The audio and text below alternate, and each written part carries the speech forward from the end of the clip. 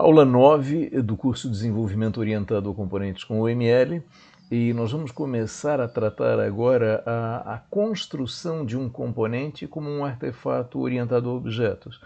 Para isso, nós vamos usar o padrão de interface de componente, então nós queremos caracterizar o problema e apresentar a solução. É a ideia do padrão de projeto. Então, esse tema ele vai ser tratado em 5 partes, e nós começamos agora a primeira parte, e nessa primeira parte nós queremos tratar a caracterização do problema. Depois, ao longo das outras partes, a gente vai tratar a solução, entender claramente a solução, e a solução é como eu faço para construir um componente como um artefato orientado a objetos. Então essa é a pergunta aí colocada, né? Como construir um componente como um artefato O? Muito bem. Nossa solução, apresentada ao longo dessa aula e das seguintes, né, todas as partes da apresentação desse tema, é exatamente o nosso padrão de interface de componente. Ou na sigla em inglês, Component Interface Pattern, CIP. Ele é um padrão de projeto, um design pattern. Eu estou identificando ele também em inglês porque originalmente ele foi publicado e apresentado no PLOP, um evento de padrões, isso em 2002, num artigo minha autoria, em coautoria com meu orientador de doutorado, o professor Tom Price. E ele foi, naquela ocasião, e também aqui, descrito no formato de padrão da apresentação dos padrões daquele famoso livro da Gangue dos Quatro, né? E essa é a ideia. Então, o que nós queremos com essa solução? Então, digo ali no final, né? Trata as possíveis situações em que componentes interajam por requisição-resposta. Então, é um padrão de projetos para definir a construção de um componente como um artefato orientado a objetos. Na verdade, ele está focado na estrutura da interface, porque a gente já sabe que a estrutura interna, então o subsistema interface de componente. Por quê? Porque o subsistema estrutura interna é digamos assim, é feito na visão de um software orientado a objetos tradicional. Então, a solução que eu preciso, na prática, é como construir o subsistema interface de componente. Então, a solução está colocada aqui neste padrão para, vejam, componentes que interajam por requisição-resposta e não por compartilhamento de dados. Muito bem. Então, começando essa apresentação da forma como um padrão é tradicionalmente apresentado, e estou me referindo ao livro da Gangue dos Quatro, então vamos para a seção intenção. E apesar de ter textão aqui, não é a coisa mais estratégica do mundo para uma aula, mas eu vou ler esse texto e depois quero fazer uns comentários. Então diz aí. O padrão de interface de componente apresenta uma solução para a construção de interfaces de componentes baseada no paradigma de orientação a objetos, que permite a separação da estrutura interna do componente de seu meio externo, de forma que elementos que interajam com o componente conheçam apenas a sua interface. Então vejam que esse texto ele está reafirmando aqueles princípios do paradigma de orientação a objetos. Então eu quero uma solução de construção do subsistema interface de componente que permita a completa separação do subsistema estrutura interna, isso numa visão orientada a objetos. Muito bem. E, no final, o princípio que, olha, os elementos externos só podem conhecer a interface do componente. Muito bem. Ainda na apresentação da intenção do padrão, eu estou dizendo o seguinte: o padrão apresenta uma solução com maior capacidade de se adaptar a diferentes necessidades do desenvolvimento orientado a componentes que o padrão de projeto Facade. Então, observem que eu estou reconhecendo aqui que já existe uma possível solução para a implementação de interface de componente, que é o padrão de projeto Facade, que está lá no livro da Gangue dos Quatro. Só que esse padrão ele tem limitações, nós vamos tratar isso aqui, E o padrão de interface de componente, ele se diz ali em negrito, com maior capacidade de se adaptar a diferentes necessidades. Em suma, o Facade tem limitações, que é o que a gente vai ver agora em seguida. Bom, então, seguindo a apresentação tradicional de um padrão de projeto, vamos ver agora a motivação. Quer dizer, qual é o contexto que motivou a criação dessa solução? Lembrando que quando a gente fala em padrão de projeto, nós estamos falando no quê? Estamos pensando num problema, e o padrão de projeto é uma solução padrão, quer dizer, uma solução que se aplica àquele problema em diferentes contextos. Muito bem, então vamos ao problema, que nós já sabemos, vamos caracterizar um pouco mais o problema que nós temos. Bom, a nossa necessidade é o quê? Implementar um componente como um artefato orientado a objetos. E um componente deve ser organizado dessa forma. Essa imagem nós já vimos em aulas anteriores, no que é a ideia de um iceberg que me descreve o componente como composto de dois subsistemas, um subsistema interface e um subsistema estrutura interna, claramente separados, onde a interface é visível, a estrutura interna é oculta, a interface é externamente acessível, enquanto que a estrutura interna é inacessível externamente. Bom, esse é o ponto. Bom, nós temos uma possível solução para isso, um padrão de projeto já proposto, que é o padrão de projeto Facade, que aí está, essa imagem, inclusive, é uma reprodução da imagem original do livro da Gangue dos Quatro, onde apresenta o padrão. Só deixa eu abrir um parênteses. Em muitos meios, a pronúncia Facade, as pessoas estranham, acham que é facade, coisa parecida. Então, a pronúncia do padrão é Facade. Me deem, por favor, um instante. Deixa eu aparecer aqui.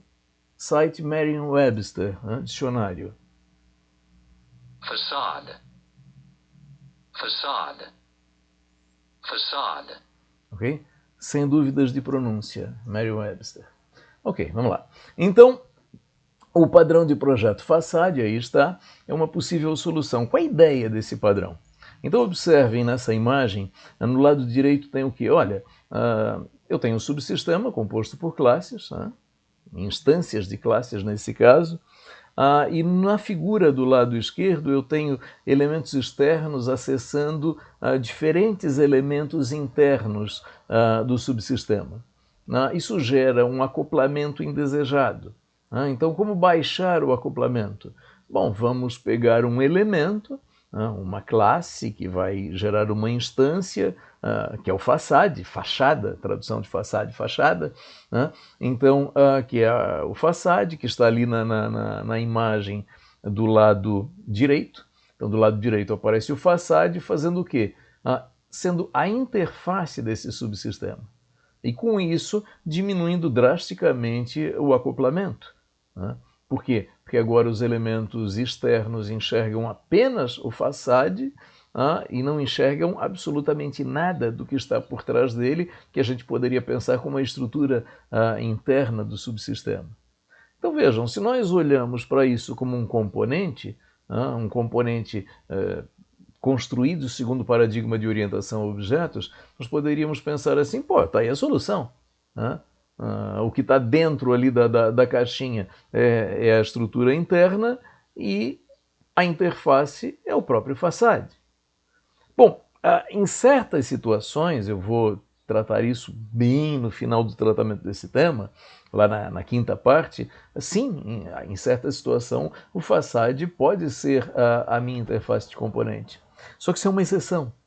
No caso geral, ele é bastante limitado, que é o que nós queremos ver agora. Então vamos ver os problemas do Facade. Primeiro problema. Então eu estou dizendo aí, não é possível que uma única classe implemente um conjunto de portos, cada um com diferentes conjuntos de operações. Tal situação demandaria o uso de mais de uma classe. Muito bem, então vamos olhar aqui a imagem do Facade acima, a imagem de um componente, da interface de um componente, que nós já conhecemos. Na verdade, a estrutura interna está aí destacada também, né? Mas a interface de um componente é o quê? É uma coleção de pontos de acesso, uma coleção de portos.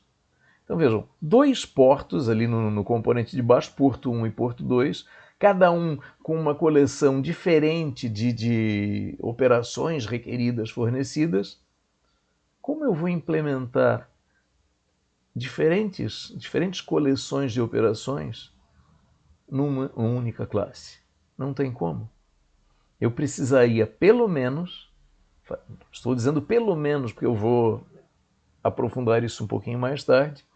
Então, olhando para essa figura que está aí, grosseiramente, eu precisaria de pelo menos, duas classes, uma para o porto 1, outra para o porto 2. Uma classe, apenas uma classe, não conseguiria tratar aquele conjuntos diferentes de métodos, de operações. Soca tudo numa classe só. Vai dar confusão. Aí qualquer um invoca qualquer coisa em qualquer porto, que não é o caso. Então, não dá. Diferentes coleções de operações, não é possível tratar isso como uma única classe. Precisa de mais de uma classe. Portanto, primeiro problema do Facade. Segundo problema do Facade, digo aí, operação da interface de componente com múltiplos portos em tempo de execução. Aí, no caso anterior, eu falei, olha, portos que tratam diferentes coleções de métodos, diferentes coleções de operações. Mas e se for o mesmo? E se for o mesmo conjunto? Estou dizendo ali na sequência. Mesmo portos com conjuntos idênticos de operações, em tempo de execução deveriam corresponder a instâncias distintas, em função da necessidade de identificar a origem de uma invocação de operação fornecida. O que eu estou dizendo? Mesmo que nós não tivéssemos mais de um porto, mas eles não tivessem operações distintas, tivessem exatamente as mesmas operações, quando a gente pensa em instâncias, nós precisaríamos ter pelo menos duas. Nós não poderíamos pensar no Facade como interface única, como uma única instância. Então vamos olhar esta imagem. Imaginem a seguinte situação. Aqueles dois portos do componente abaixo à direita, do componente D, vamos supor que eles tenham exatamente as mesmas operações. A questão colocada ali naquelas setas e aquela interrogação é o seguinte: puxa, peraí, mas e a relevância da origem dessa invocação? Imaginem, por exemplo, que os dois componentes ali do lado esquerdo, o componente A em cima, o componente B embaixo, eles peçam para o componente D fazer uma contagem das vezes que eles fazem alguma coisa. Olha, incremente o meu contador. Imaginem que a operação seja incremente o meu contador. Vejam, ele precisa saber se ele está incrementando o contador do componente A ou do componente B. Mesmo que a operação tenha exatamente a mesma assinatura, a princípio seja exatamente o mesmo algoritmo, o fato dela ser invocada a partir de um porto ou a partir de outro porto altera a semântica da coisa. Então, espera aí. Para operações distintas, conjuntos de operações distintas, eu já precisaria de duas classes. Mas mesmo que eu tenha operações idênticas, quando nós pensamos agora não em classes, mas em instâncias, quer dizer, na prática, cada porto tem que ser uma instância distinta em tempo de execução. E não dá para ter aquela ideia do Facade de uma classe que gera uma única instância e aquela instância é a interface. Segundo problema, então, passemos para o terceiro problema do Facade. Impossibilidade de implementar as operações requeridas e fornecidas em uma mesma classe. Então vejam, considerando a situação em que um componente apresente no mesmo porto duas operações com assinaturas idênticas, sendo uma requerida e a outra fornecida. Então, olha, essa imagem detona. No seguinte sentido, é possível que um componente no seu porto tenha duas operações sendo uma fornecida e a outra requerida, e essas duas operações tenham exatamente a mesma assinatura, sim, é possível, como está ilustrado nessa imagem. A operação X tanto é uma operação requerida como uma operação fornecida. Então, a operação X está definida na interface int_x, que aparece ali do lado esquerdo da imagem. Int_x tem uma única operação, que é a operação x, e no componente, esta interface está associada ao único porto do componente, tanto como interface requerida, quanto como interface fornecida. Então, neste porto, o componente tanto recebe invocação da operação X, como pode invocar de quem estiver conectado a ele a operação X. Aí são operações distintas, evidentemente. Uma é o componente que implementa, a outra é uma invocação dele para o elemento externo. Só que como o porto é o intermediário entre a estrutura interna e quem estiver conectado do lado de fora, a rigor, eu tenho que ter no porto todas as operações. Como eu teria duas operações com assinaturas idênticas na mesma classe? Não é possível. Então aqui nós entramos numa outra questão. Nós dissemos até agora, puxa, não dá para eu pensar em portos distintos como uma única classe, e mesmo que tenham operações idênticas, não dá para pensar em portos distintos como uma única instância em tempo de execução. Com essa situação, com esse problema 3, eu estou dizendo uma coisa a mais. Não dá para pensar que um único porto, é implementável com uma única classe. Porque para eu resolver essa situação que está aí colocada na tela, eu preciso de pelo menos duas classes.